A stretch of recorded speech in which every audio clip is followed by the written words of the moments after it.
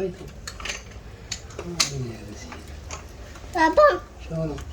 طيب. مساء الخير اخوات، كي راكم؟ ان شاء الله تكونوا كامل بخير. جيسبر كو فوز علي بيان. مرحبا بكم في هذا لا نوفيل فيديو هذه. ان شاء الله تلقاكم بخير وعلى خير. كي العاده جيتكم بروتين شابه، روتين شابه متنوعه وقصه فيها عبره كما تبغوها. نرحبوا كامل الضيوف اللي انضموا لينا. نقول لكم الدار داركم ولات بالينا. نبداو الفيديو تاعنا كي العاده بالصلاه والسلام على رسول الله عليه افضل الصلاه وازكى السلام. قصه اليوم قصه غريبه من نوعها، يعني ما تقدرش تعرف شكون الغلط وشكون اللي ماهوش غلط، وكي تشوفي القصه تلقاهم في زوج، ما تقدريش يعني تفصلي بين هذو الاثنين. نخليكم القصه تسمعوا القصه كامل وانتم حكموا على هذه الحكايه. نروحوا القصه اليوم. حكايه اليوم تقول: انا بشرى من الوسط الجزائري، نقرا في الثانوي. بغيت نحكي لكم على دارنا، نعطيكم لمحه على دارنا ومن بعد نحكي لكم الحكايه تاع خويا ومرتو. قلت لكم انا من الوسط الجزائري، نقرا في الثانوي، السنه عندي الباك، ودعوا لي ان شاء الله نجيبو. الاب تاعي يخدم ماسو وطالب كل شيء على ماما، يعني في الشريه في المسؤوليه، يعني ما نشاوروش، حنا ما نشاوروش الاب تاعي كامل، نشاورو غير ماما. كما قلت لكم احنا زوج بنات، اختي الكبيره متزوجه وعندي خويا متزوج، وكاين انا المازوزيه تاع الدار راني نقرا في الليسي. كما قلت لكم ماما والفت العقليه انه كل شيء لازم نشاوروها فيه. بويا من يبغي يبني حاجه في الدار ولا يزيد هكا ايطاج ولا يزيد يلو كان حاجه صغيره يليق حتى يسقسيها ويليق حتى هي تعطيه الاوكي. حتى احنا ولادها بنت يعني بنتها اختي تزوجت يعني من الاختيار تاع ماما. الام تاعي هي اللي خيرت لها يعني ولد خالتها وتزوجت. حتى خويا كان باغي وحده وقعدت تانسيستي عليه حتى بطل من هذيك الشيره اللي كان باغيها ونعتت لها وحده باغيتها هي وخطبها. قلت لكم رايها في الدار. ماما قافزه بزاف. السبعة تاع الصباح تلقايها دايره سلوم وتخسر في الحيطان، تموت على النقاوه وتموت على هذاك الزقزيق ولا كيقولوا له هذاك تاع الماء، تموت على هذاك النيتواياج. كل يوم تلقاها فارعه الماء وتسيق. تبغي الدار دائما مفحفحه، ولازم اللي عايشين معاها يكونوا كيفها. ما كاش هذه ترقدي ولا تتكسلي، ولا لازم حتى تكون السكنه 10 sur 10 باش ترقدي. قلت لكم زوجت خويا، وخويا جاب هذه الوشيره اللي جابها هي بغاتها، ماهيش من لا فامي، ولكن شافتها ساجيه بغاتها، قالت لها دي هذيك راني باغيت لك هذيك. بحكم ديما نديروا عليها، ديما نساحفوها في الاراء تاعها، دار عليها خويا وجبناها للدار. مرت خويا سموها جميله. هذه جميله انسانه ما شاء الله، طيبه، تعرف تهدر، تعرف تلبس، تعرف تجمع، نقيه ما شاء الله، تنوض يعني في الوقت. ما نقولوش تبكر كيما ماما، وما نقولوش ما نقدرش نقول لكم بلي كيما ماما، بصح انسانه نقيه وما شاء الله ما عندنا ما نقولوا فيها. كي جات عندنا ولات تدير يعني النوبه مع ماما، كما نقولوا التور، واحد يدير الفطور وواحد يدير العشاء. لكن ماما عندها العشاء والقهوه تاع العشيه، والعروسه تاعنا مرت خويا عندها القهوه تاع الصباح، وعندها بحكم خويا يبكر وكامل وشيخها يبكر على بويا يبكر، دايه القهوه تاع الصباح ودايه الفطور. ماما تنوض مع مرت خويا الصباح على 7. مرت خويا نهار الاول كتبكر 7 تلقاها في الكوزينه كتبكر، بصح ما تروحش للكوزينه، تروح دير صباح دخل ندير الماشينه لافي ولا تروح تغسل كاش حاجه. المهم تبكر ودير صوالحها. العشيه عندها قهوه عشيه ثاني توجدها ودير العشاء. مرت خويا كتبكر ومن بعد كرهت، بدات تكره، بدات يعني تشوف روحها كل يوم تبكر، ولا تقول لراجلها يلقى هو برا ولا يحمي. مرات تقول لي انا ياك تكوني يعني عاونيني نوضي الصباح نديري لها القهوه، كنت نساعفها نوض الصباح ندير قهوه. ماما كتزعف عليا تقول لي ما تجيهيهاش وما تولفيهاش، عاونيها في الماعين، عاونيها في صوالح، بصح باش تخليها ترقد وانتي تنوضي في بلاصتها هذه ما كاش. وانا بحكم نخاف من ماما اكيد ندير عليها، وليت نقول لمرت خويا ما نقدرش نوض في بلاصتك، نوضي انتي ديري قهوتك وديري صبالحك، انا بالك نعاونك بصح باش نشد عليك ما نشدش. مرت خويا بدات تقرا الحيله، ولات تقول بلي راكم متفاهمين عليا، انتي نورمالمون تعاونينا. وانا كنت نقرا الله غالب عندي الباك، يعني باينه بلي ما نوضش نطيب القهوه، ما نوضش نطيب الفطور، باينه نعاون في الماعين، نعاون في التسياق، بصح باش نوض نبكر للطياب وكامل ما رانيش عروسه ولا كنا في الدار. المهم هي تماك بدات تقرا الحيله، قالت بلي راكم متفاهمين عليا، قالت على ماما بلي راهي تحرش فيها، بدات تفيس ولات الصباح كي تنوض طيب القهوه جغمه قد راجلها، ولات تدير العفايس بالعاني غير باش يعني يدير لها دارها وحدها. وهضرت قالت راني باغيه داري وحدي، ما رانيش مرتاحه، ما رانيش مرتاحه. وهي صح، بحكم انه الام تاعي تتدخل بزاف فيها عندها الصح، لانه الحشيه كانت تبغي تكون غير قاعده يا قضات صوالحها الصباح، كانت الحشيه تبغي تستيكي روحها ولا دير صوالح ولا تقدر بيسي تاعها تقعد تخرب ولا التليفون تاعها. ماما تعيط لها دائما تقول لها ديري ديك الحاجه، تقول لها قشري الثوم وديريه في الكونجيلاتور وما تطلقش، تقول لها ديري ديك الصالحه، تقول المهم تبغيها تدور قدامها، ما تبغيهاش تكسل ولا تخزن في شنبرتها ولا تبلع على روحها في شنبرتها. تعيط لها هي ماما تقول لك راني نقفز فيها باش ما يضحكوش عليا النساء، وهذه حاجه مليحه ليها. يجي النهار ودير دارها تقعد تكون قافزه كيما انا، وكنا تقول راني حاسه بالضغط خلوني الاز وراكم متفاهمين عليا وما راكمش تخلوا يعني عليا انا بشرى ما راكمش تخلوا بشرى تعاونني. قلت لكم بدات تقرا الحيله ولا دير صوالح اللي ماما تكرههم. ماما عيات صابره صابره صابره صابره صابره وطرطق لها عرق في راسها، ولا تهضر معاها بزاف. ومن بعد واحد الفتره عرفنا باللي مرت خويا راهي اونسنت وراهي مريضه وراهي تتوحم. هي اغتنمت الفرصه وبدات ولات تقول حاجه ما نتوشيهاش، ما نجم ندير والو، راني غير دايخه. تلقاها نهار كامل تتقيا وراقده متكسله، ما عرفنا صح ما عرفنا صح مريضه. المهم قعدت غير هكا حاجه ما ديرهاش. ماما صبرت ولا تقول معليش ولد ماما كي صبرت قال ولا تقول معليش نخليها تفوت هذه 3 اشهر تاع اللحم وسهل الحال.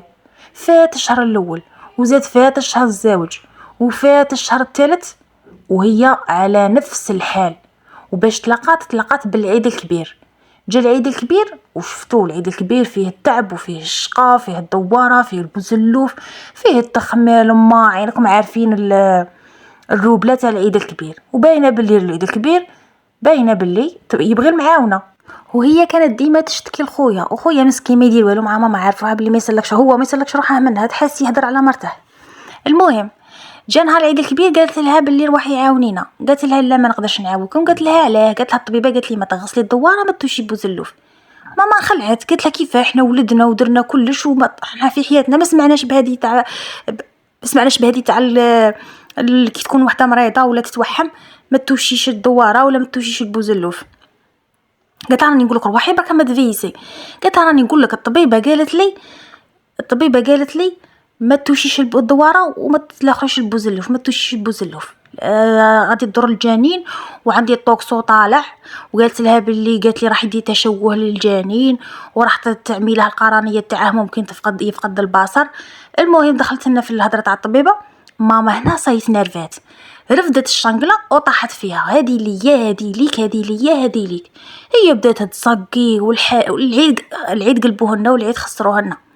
المهم بدات تبكي، عيطت لبوها جداها نهار العيد الحشيه جداها وقالت صاي ما غاديش نرجع وانتم راكم ظالميني، ونرجع بشرط واحد انكم ديروا لي داري. نهار الاول كتقول ما نرجعش كاع، ومن بعد ولا تقول يدير لي داري وحدي. خويا ماما باللي صح، راح فوت معاها عند الطبيبه، هو اللي داها للطبيبه، والطبيبه صح شافت لها لي زاناليز وقالت لها باللي عندك هذا التعيار راه نيجاتيف ولا جو سي با، وقالت لها باللي ما توشيش الدواره وراه يعني لازم تحافظي على روحك لانه راح ممكن زعما يصرالك تشوه الجنين، لازم تبعدي القطوطه، تبعدي هذه الدواره، تبعدي اللحومات، تبعدي الكبده، ما تاكلي والو، ما تاكليش اللحم. المهم ولادك كليتيه لازم طيبيه غايه. اي ماما امنت وعرفت باللي غلطت. بويا تاني فهمناه وقلنا له باللي ماما غلطت ومنا وكاع، بصح ماما ما استعرفش باللي غلط، قالت راني غير نقفز فيها وراني سجي فيها. خويا راح يجي مرته فات العيد، الناس نورمالمون نهار العيد يتغافروا، هي لا غضبت جابوها داها وصرات تحيه كبيره. بعد 6 ايام ولا 5 ايام خويا راح يجيب مرته للدار. كي راح يجيبها بوها قال لها باللي ما تديهاش حتى دير لها دارها وحدها، قالت لك ما نرجعش. خويا حرم فيها درتها، قال لها كون ما تجيش معايا دروك والله ما تجي لداري. قاعد حاصل في ديك الهضره تروح معايا دروك، ويا بوها تنرفا لقاه قال لها بلي كون ما تجيش معايا راح نطلقها. قال له مالا والله ما راك دايها راهي قاعده لهنا. خويا من لقى بوها زعف وحلف وقال والله ما راهي رايحه دروك، راح رجع للدار وغدوه من داك عاود رجع باش زعما باش يخسر لهاش الحليف تاعه وصاي قادره من كبير. غدوه من داك رجع باش يجيبها، قال له بلي ما تديهاش، راني خممت وقلت بلي ما راحش تديها حتى تجيب بوك وتطلبوا السماح، يعني حتى يجيب باك يديها، يعني باش يتفاهم معاه باللي ما تزيدوش تحقروها وكامل. بويا انايا ما غاديش يبغي يروح، باين بلي ما غاديش يبغي يروح لانه ماشي هو اللي غلط، وغادي حشما بالجاست اللي دارته ماما، ولا يقول لخويا باللي ادي امك هي تطلب منهم السماح وتجيبها، انا كما دخلني. بصح بوها قال انا ما عنديش هضره مع النساء، انا عندي هضره مع الرجال، نهضر مع راجل بنتي ونهضر مع الشيخ اللي هو بوه. قال نتفاهم مع الرجال، انا ما نتفاهمش مع النساء. ماما هضرت مع بويا باش يروح يجيبها، هي سي فغي صعيبه شويه بصح حنينه. راحت قالت له معليش وحنن قلبك وروح، قال لها انت درتيها وحصلتيني انا. بويا بالسيف باش قبل لي يروح معها خويا يروحوا يجيبوها.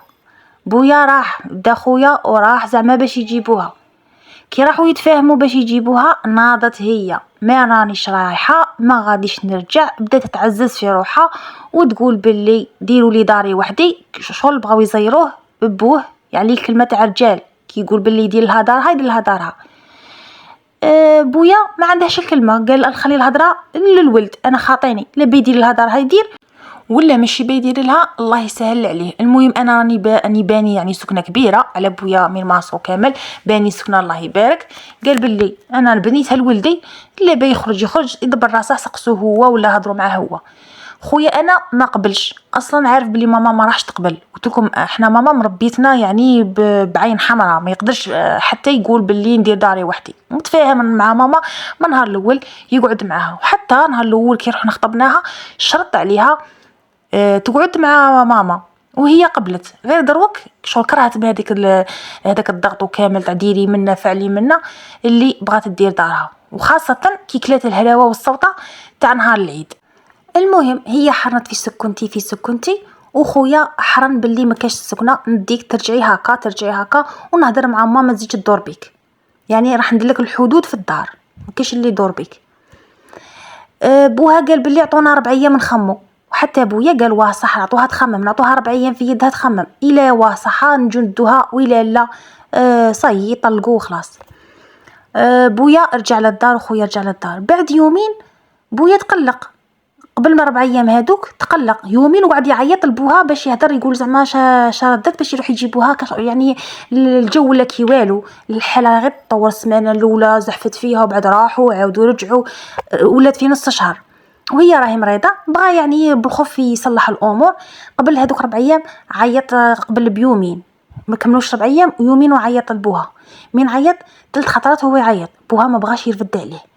وبوها قال باللي من بعد سمعنا باللي بوها قال باللي ما فاتوش 4 ايام كيفاه راه يعيط لي ما نريبونديش عليه. مارس خويا كنت نهضر معاه في التليفون في الميسنجر، نهضروا مع بعضنا. قالت لي باللي صاي غادي نرجع، بصح لازم تاكدوا لي يعني بنردوكم الخبر باللي صاي كيفات هذه 4 ايام. قالت باللي بناكدوكم الخبر باللي صاي غادي نرجع، ولازم ديروا الحدود، وامك ما تدخلش روحها فيا كامل، ولا ديروا لي كوزينتي وحدي نطيب وحدي. المهم راح نرجع.